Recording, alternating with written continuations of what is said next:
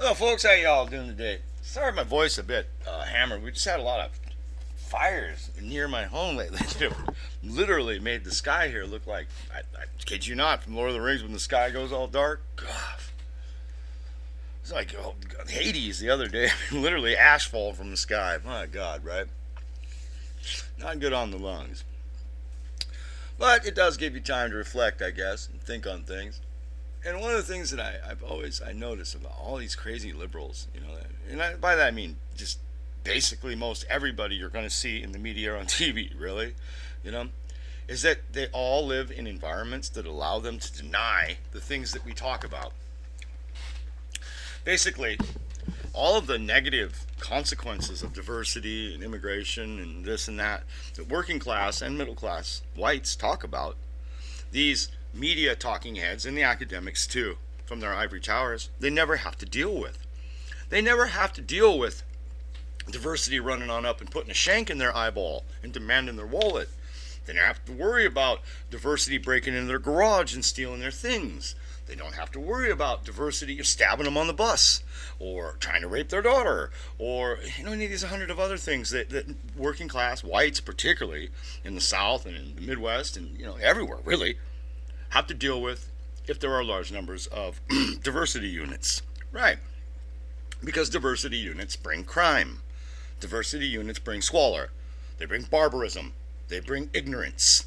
They are not a blessing or a strength. Now, this is just the truth. Now, they may be profitable to the people in their ivory towers and their little gated communities. And I'm not even going to dispute that. In the short term, yes. Surely they make these people money. But I don't know if these folks in the ivory towers and the gated communities have really thought this through. So they profit off of our destruction, and that's what they wish to cause here in the end, really is our destruction. More like they want to kill our brain and keep our body alive as long as possible so they can milk every last penny out of there. You know how that works? Okay. But once the body is dead, once the relatively high IQ and capable whites are gone, do they figure that the Chinamen are just going to fold over and give them what they want? You see, the Chinese are a fairly high IQ organized people too, and they're homogenous more or less. And over there in their little country, Now there are a lot of minorities, but they live on the periphery of China proper, and there aren't very many of them by comparison to the hand, Okay? Maybe 10% of the population. So here's China, homogenous. It's got power, it's got order, and it sees the once mighty West that's bled its people to death. And here is this ruling elite of gated communities and ivory towers, but they have no control over these hordes of barbarians living in their gates, right? No control at all. They can't order them, they can't marshal them, they get no good GDP return on them, they're just useless. Do you reckon the Chinese are just going to sit back and let that last for long, or do you think they're going to push that over like the kind of Potemkin paper village that it really is, eh? Going to light it up like a paper Chinese home. Oof. Eh? What do you think about that? I think they will. And I mean, this is how short-sighted these people are. But remember, we're not dealing with rational entities in these gated community or ivory tower people. No. No. We're dealing with scorpions. They'll drown themselves to kill you. It's okay. They're literally that goofy. See? And the key thing is, for me at least, I always remind myself, when these folks, they want to call me racist. They want to call me this. Who gives a shit? They're insane. They're insane. They're homicidally, suicidally, manically inclined. Like they have a manic desire to destroy us and destroy themselves at the same time. Yeah, well, I'm not inclined to accommodate that. And part of not accommodating that is saying, up you and your racism nonsense. Up you and your white guilt. Up you and your weird attempt to take Calvinistic black and white thinking and apply it to some kind of commie social experiment. No, I ain't going to go along with that. No. First off, the so-called religion that most of you push, this Judeo-Christianity, it's a heresy. It's a heresy. God hates it himself to its face. Why the hell would I submit to it? Second off, any morality you people claim, you've rejected God. What are you going to claim, that you have morals because you say you're moral?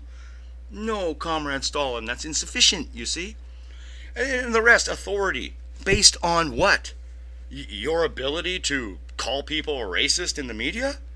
Has it occurred to you that there are just millions of people like myself who not only are apathetic to being called a racist, we literally just think, it must mean that we know something that they don't. See, the reality is, it's words like racist, hater, Nazi, oh, Jesus, bigot, xenophobe. They're designed to shut you down. They're designed to make you afraid. They're designed to make it so that if you say Joe the plumber, he's going to lose his job. He makes $22 an hour. Okay? Well, Juan will take his job for 10. Okay?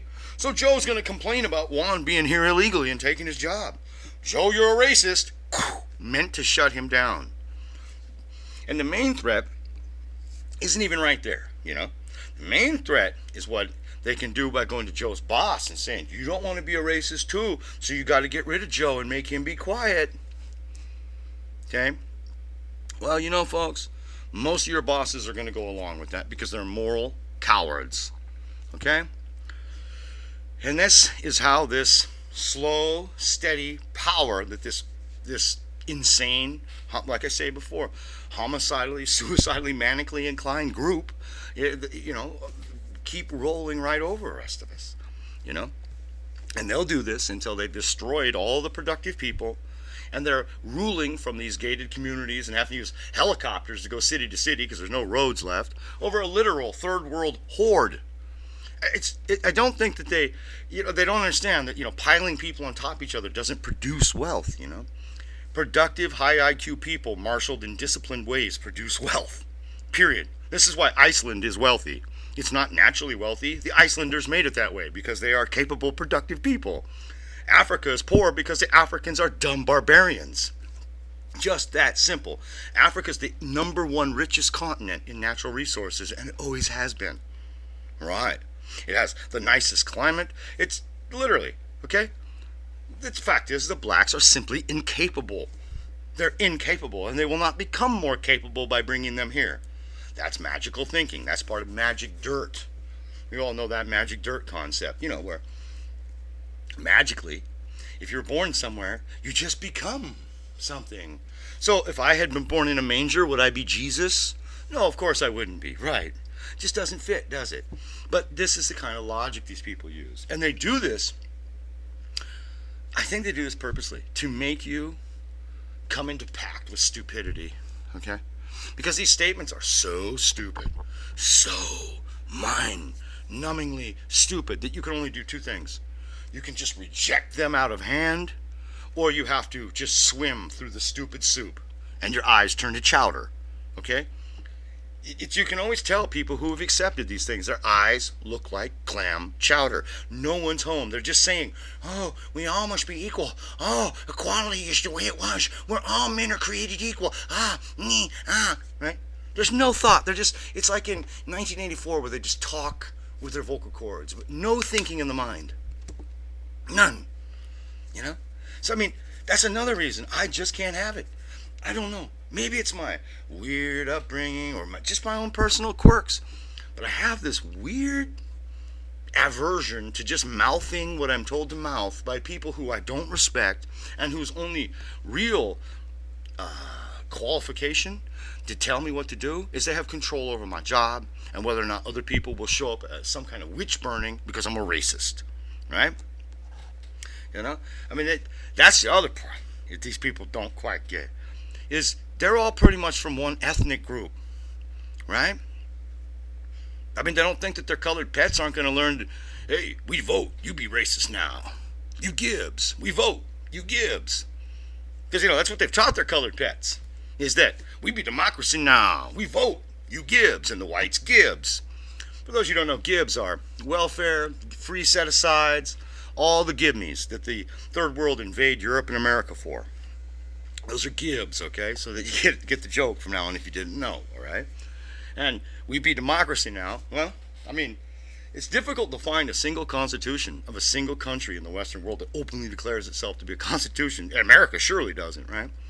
But we be democracy now.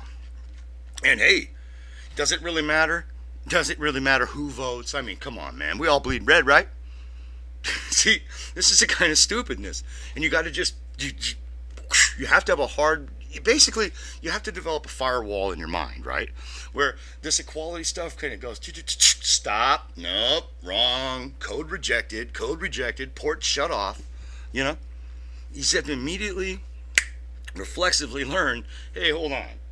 If we're not talking about equality in the setting of geometry or mathematics, then we're talking about some kind of philosophical issue. We're not talking about law. We're not talking about morals. We're discussing philosophy, you know? You see?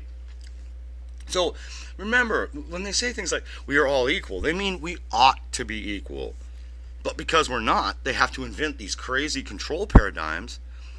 And coincidentally, the control paradigms ensure that you, the average white Westerner, get reamed so that we can be democracy now. And then more Gibbs, and then more barbarism, and then more